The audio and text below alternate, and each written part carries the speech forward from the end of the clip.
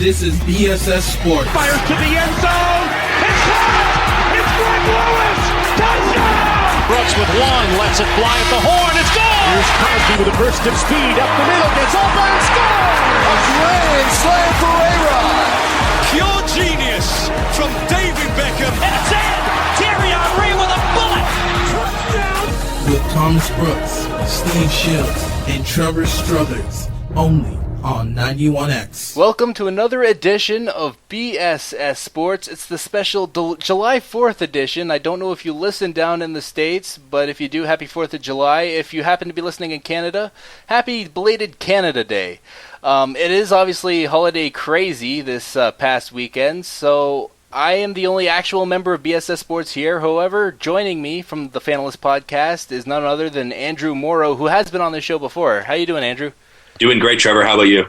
I am absolutely fantastic. It was a big weekend in sports all over the place, including right here in Belleville, and I don't know any other better place to start than with the potential news of an AHL team possibly being here in Belleville. I will start by saying that Belleville City Council has called for a meeting today at 3 o'clock, so 15 minutes after the show is over pretty much. And the members will be in a closed session, and the topic is supposed to be the acquisition of a hockey team for the city of Belleville. There's obviously been a lot of speculation over which league it should be, and Bruce Garriock on Friday tweeted out, if Belleville City Council approves the arena deal on Monday, which I imagine would be some sort of renovation to the arena, then there's a possible move there in 2017-18 for the AHL board to discuss sometime, probably later this week. So, Andrew, there's a possibility now of a professional hockey team we're talking coming to Belleville. Is there anything you want to kind of throw in on this whole subject matter? I just think it's a great decision for the Binghamton Senators to try, and that's the speculation, is that it will be the Binghamton Senators moving to Belleville. You know, they'll be a lot closer to the Ottawa Senators, make a lot of transaction time easier, a lot less travel for guys who are going up and down between the two leagues. And, I think it's a no-brainer. Belleville's hungry for hockey. We saw the Belleville Bulls. They did great here. And who knows what they'll call the Binghamton Senators if they move to Belleville, if that's the case. But no, nonetheless, it's a great idea, and I can't wait to see it. Probably not as much as you, but I'm looking forward to it. I do like the sound of the Belleville Senators, I will say that, but obviously the Bulls run strong in Belleville, and that's unbelievable, the kind of Bulls support that you still see around Belleville today, which is something. And if they did change the name, it would take a lot of work inside the arena to update everything. But, one thing that's interesting when you think about this is the Yardman Arena struggled to house a junior hockey team, and I don't think it had anything to do with fan support. I think it's the state that the arena is in. And here you are, you're trying to upgrade now to a professional hockey team. So, what kind of renovations would have to happen, do you think, for this to, work out? Because you would think the Yardman Arena would need a lot of work to, house a professional hockey team. When I think of a professional hockey arena, I think of something, what they have in London or Kitchener, or even to an extent, somewhat closer nearby in Kingston. You think of arenas like that, not necessarily the Yardman Arena. So it's what kind of work do you think would have to be done on this thing? Well, I'd love to play architect. Sadly, that's not what I went to school for. But, I think that they'll need a lot of work. That's why, the rumor of it being by the 2017-18 season, maybe that's not enough time. Maybe it's going to take until 2018-19. But I think once the news has been released, if this is going to go through, I don't think anyone in Belleville is going to have a problem waiting an extra season. There's a lot of work to get done. Definitely, they're going to have to add some seats or something. And, there's a whole list of upgrades that are needed at the Yardman. So it's going to take some time. I'd imagine that the first thing they'd have to do is probably make the ice North American professional sized, if they haven't already, instead of international, which it is now. I don't imagine that they'd want a professional hockey team playing on an international sized ice here in North America. But, only time will tell what ends up happening there. But we'll stay with Belleville news, and that's that Andrew Shaw, on draft day, he was traded from Chicago to Montreal. And I don't think he has an issue with that. Obviously, Montreal, a tremendous fan base, and we'll get to that a little bit later. But he also signs a 6-year extension worth $23.4 million.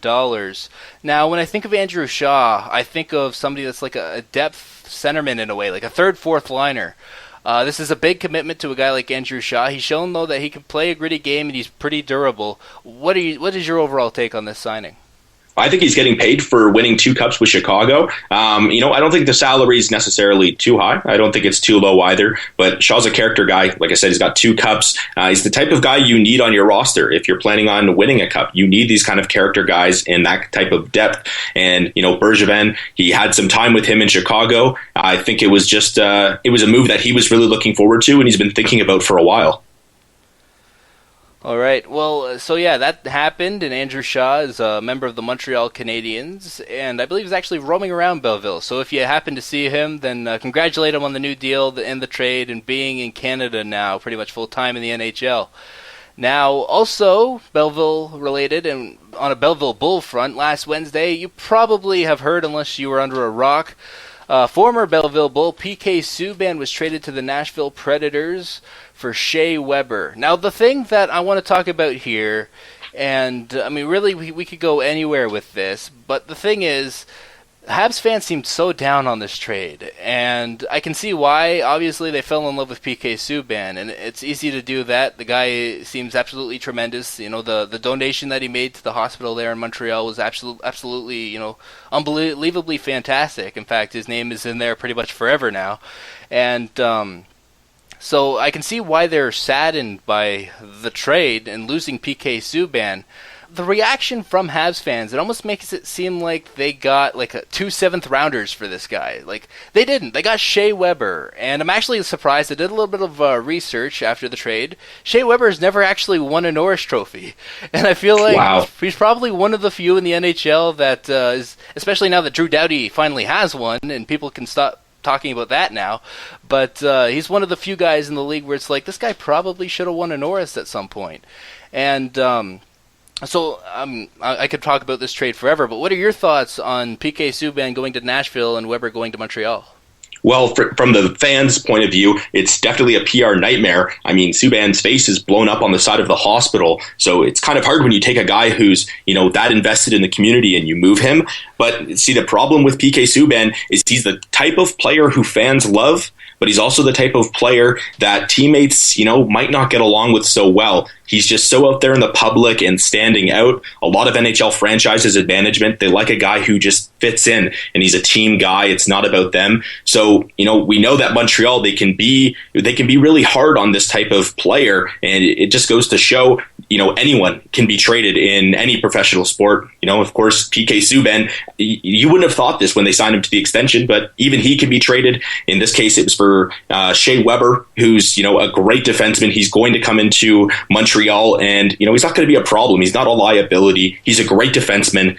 The only problem is, he's got the way his contract is structured, in a few years, it could become a bit more of a liability, where I think Nashville, they do have the better end of this deal with PK Subban. And if they can, if they can just deal with the fact that he's so out there and involved with the community, which you wouldn't think would be a problem, if they can just push through that, then I think Subban's going to fit in well in Nashville. And I think they really lucked out on this one.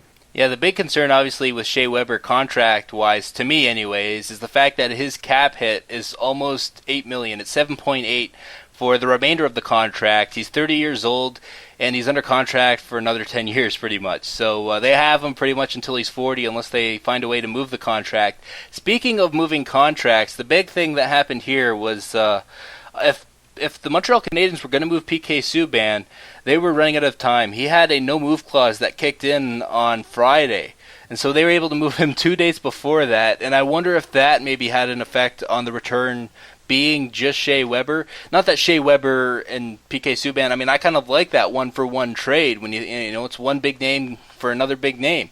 It's a captain going for a guy that fans felt maybe should have been the captain over Pacioretty. And so, yeah, I can see the reason why it was a 1-1 trade, but it's like maybe they could have got more if they had more of a time to actually kind of work this thing out. But yeah, they were battling 2 days. 2 days after, I think it was at midnight, 2 days after when they made this trade, he would have had PK would have had a no-move clause, and he would have been stuck there. And one thing I do want to ask you about is, do you think PK Subban being traded out of Montreal had anything to do with his relationship with head coach Michel Therrien? Absolutely. I don't think that you can really say that it didn't. In every way, it's never been a relationship that's been strong pretty much from the beginning. And, it's obvious that they just wanted Subban out. And like you said, the time was running out. And when they were looking for an opportunity to get rid of him, to move him, Shea Weber, they probably could have, tried to get somebody to make an equal trade and eat a little bit of salary, but they wanted him out. There was only a few days left. They had to finally pull the trigger. Subban's gone, and I think management in Montreal, despite the fact that fans aren't happy, I think management's okay with this. All right, so I think that's enough about talking about PK Subban. We talk about him a lot, I feel like, on this show. But somebody we don't talk a lot about on the show is Taylor Hall, traded to the New Jersey Devils for defenseman Adam Larsson.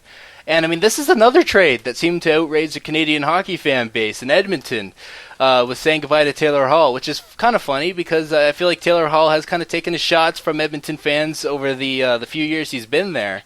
And obviously, Edmonton's a team that's trying to build a defense around these tremendous forwards that they have. At the draft about a week ago, they picked Jesse Puljujarvi, another forward. So they obviously need to start building up that D, and they get a good young defenseman who's got potential. I said good young defenseman. He's kind of hasn't hit his stride yet. But the thing is, he's 23 years old. He's a defenseman playing in the NHL. There's not many of those guys around, and this is somebody that can develop in that organization. What are your thoughts on this trade? It goes to show the value of an all-right defenseman in the NHL right now. It takes a lot to get them, and it was a shame that they had to give up Taylor Hall 1-for-1 for this trade. Once again, another one of these classic NHL trades that we kind of like, a nice 1-for-1 deal. I feel like Edmonton probably could have got a better defenseman. Maybe they could have got something else in return as well. Definitely a shocker. Nobody predicted this one. If you said that you had Larsson on your list of potential trades going to Edmonton, then you're flat out lying, because there wasn't a peep of Adam Larsson in any trade rumor to do with the Oilers. But, Hall's gone. He's going to love it in New Jersey. They're going to love him. Maybe not the best move for them because now they're really shorthanded on the defensive front, but you have to accept this type of deal every time when it's made to you. And Edmonton, I don't think they waited long enough to make this trade. They probably could have, dragged it on for a little longer and found something else to do, an alternative for this. But, they have Larsson, and he's going to be an all-right defenseman. He's what they need right now. But with all the moves that the Oilers have made in general, they still need some more on the defensive front. Yeah, I think the big concern with Larsson, if you look at his play last season, he did play all 82 games, but only was able to muster 18 points and only 3 goals.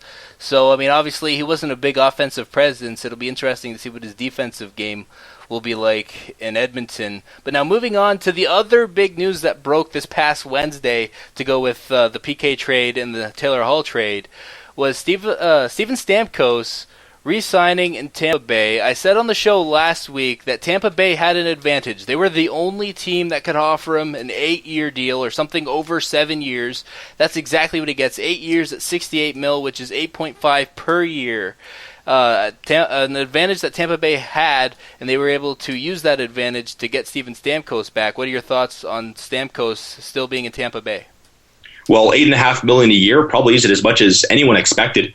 He definitely could have gotten more in other places, but what it comes down to is the relationship he already has in Florida, his willingness to want to work with this team to win a cup in the future, and there's a lot of tax benefits living in Florida. So I think that this was a great opportunity for Stamkos to return, and I have to give a lot of credit to Steve Yzerman, who stood pat with his offer. He put it out on the table with Steven Stamkos, and he let it sit. He let Stamkos go and flirt with some other spots until Steven came to the realization that there was nowhere quite like his home for the last few years, and he had no choice but to stay in Tampa Bay. Now we have to jump ahead here a little bit, but I do want to talk a little bit about Alex Radulov, who was in the KHL, signs a 1-year deal for $5.75 million in Montreal, and that's the big thing. It's in Montreal. They just traded PK Subban, possibly because the coach and him didn't have the best relationship.